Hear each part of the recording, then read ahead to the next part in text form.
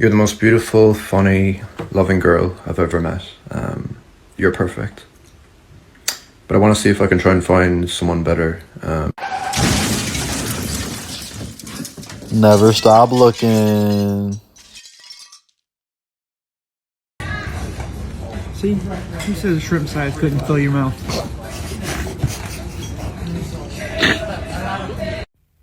A young lady pulled her pants down. She said she wanted me to eat the groceries, you know.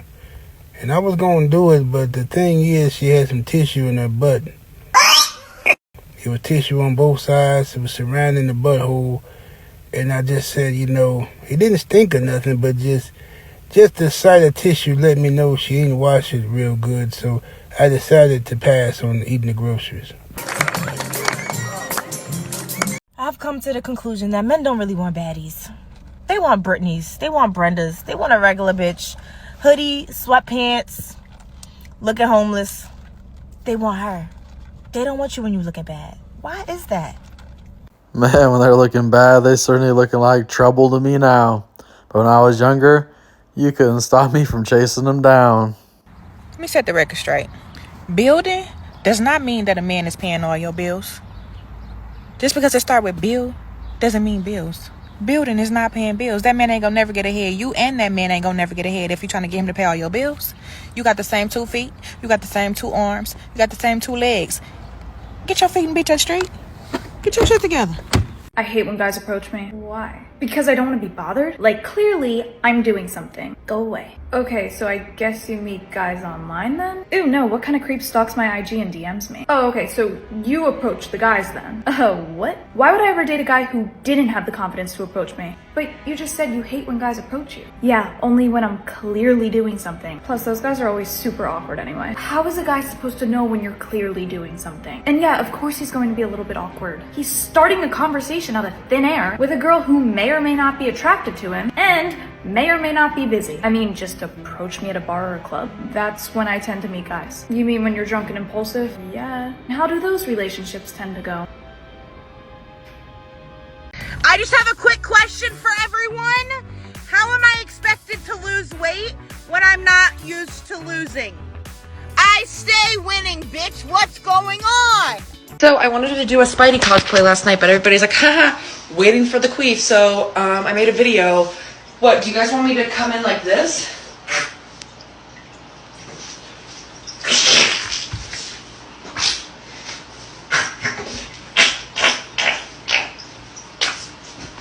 Like, can I just post a thirst trap without being like, let one rip?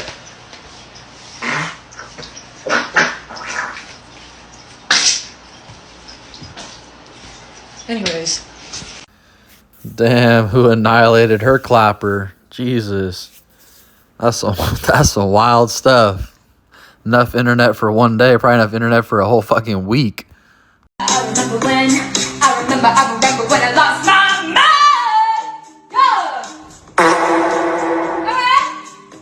Making a salad right now out of a Big Mac. You gotta be shitting me, Joker. Big Mac and French fry salad. I'm on a health journey and tonight I'm making a healthy choice. I got this salad maker. This isn't junk food, this is healthy.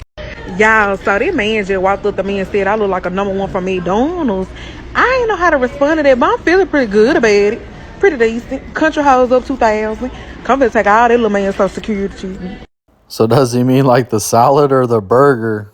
She kind of looking like a McFlurry to me. Supersized. I've been asked out tonight on a date. I was at the gas station and I was wearing my shirt. I told him, give me 10 minutes. I'll be right back. And I'll be right and ready for you. Okay. So how I'm going to do my hair, and I wanted everyone to just see how I crimp my hair. So how you do it is you count. You do a little beat.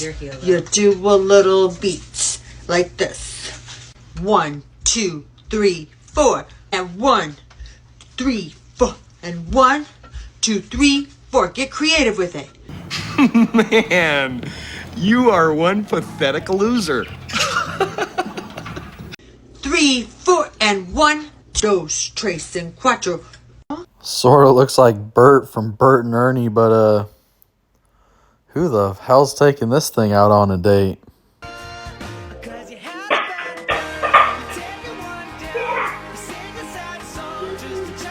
Train yourself to let stupid people win arguments. Like, isn't that a great concept? I know the idea of it makes sense, right? Train yourself to let stupid people win arguments.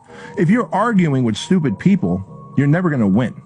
Like, you've got common sense, they don't. You're rational, they're not. You have a better understanding of the topic, they don't. They're emotional, and they're going to constantly spew out stupidity.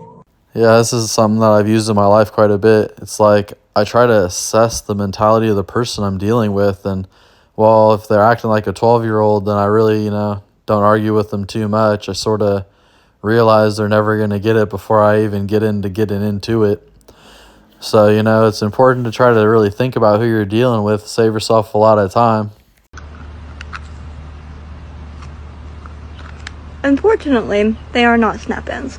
Ew, I got some spit. I had to do a soft liner on it immediately because I have such small gums. Lord have mercy, I'm about to bust. But I love them.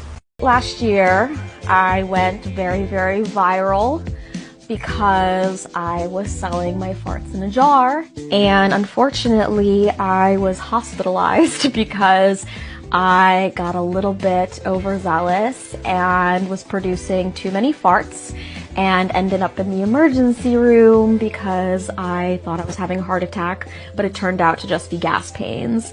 So I made about $200,000 selling my farts in the jar, but I was forced into an early retirement. If you're one of the guys that contributed to the $200,000 profit, shame on you. Nasty ham man. Alright, I was down at the pet store and they pulled out this gigantic Jerusalem cricket, and then I let it crawl on me by force. Look at my mandibles.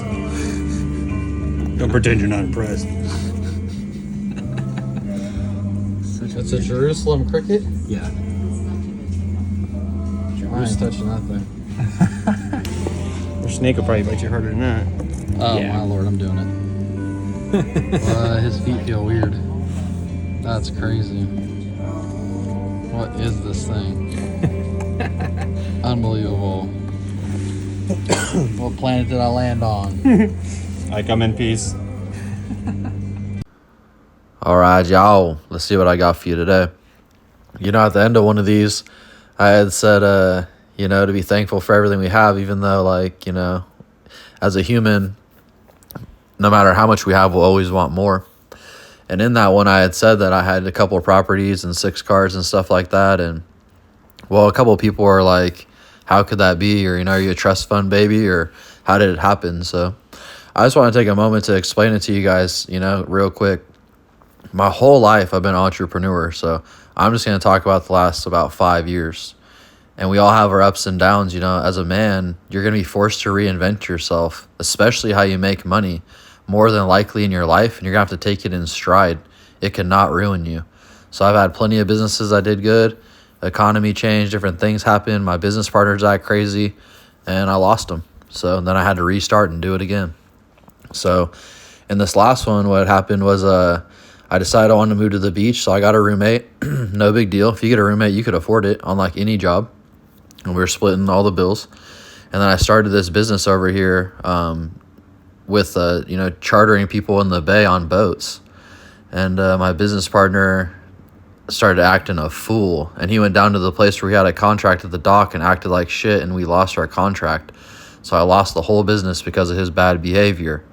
So what I did was I fell back on what I normally did, and I went and worked for a place called Nathan Engineering, and I was doing heavy equipment operating.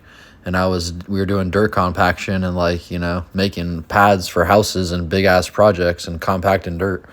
So, while I was doing that, I didn't want to do it forever. So I thought to myself, what are you going to do? And so I was looking online all the time, and I found this job I could have because I lived at the beach, and it was with this Bird scooter company, and I could be the mechanic on the scooters, and they paid you like $15 a scooter.